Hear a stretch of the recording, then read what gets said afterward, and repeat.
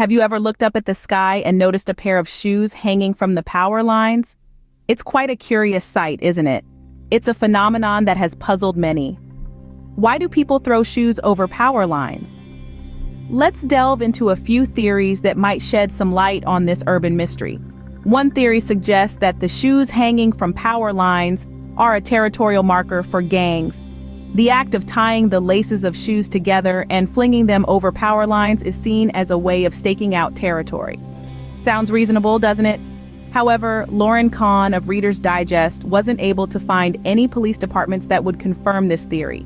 Yet, a high-ranking member of the Bloods, as quoted by WBEZ in Chicago, substantiated this theory, stating that the shoes serve as a warning to rival groups.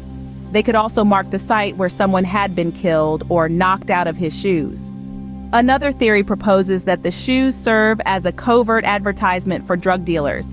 This theory has gained some credibility with certain police departments and city councils, including those in Alabama and Mississippi.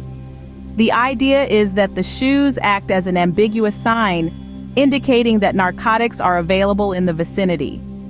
Then there's the theory that attributes the phenomenon to plain old mischief. Kids may throw up old shoes as a mild form of vandalism, or perhaps to tease a friend or family member. This theory, however, would require the kids to have access to a stray pair of shoes, and as we know, shoes usually go missing one at a time. The most benign explanation is that it's simply a rite of passage. A columnist for Hidden City, Philadelphia, described the practice as a common way of discarding old or outgrown sneakers in the 1970s. The idea was that kids were simply copying what they saw others doing. Interestingly, students at the University of Michigan have observed that the act is a way of commemorating their graduation. Shoes dangle from lines near student housing, often with the names of graduates and dates written on them. In conclusion, there probably isn't one single reason why people throw shoes over power lines. The phenomenon seems to be in decline, however.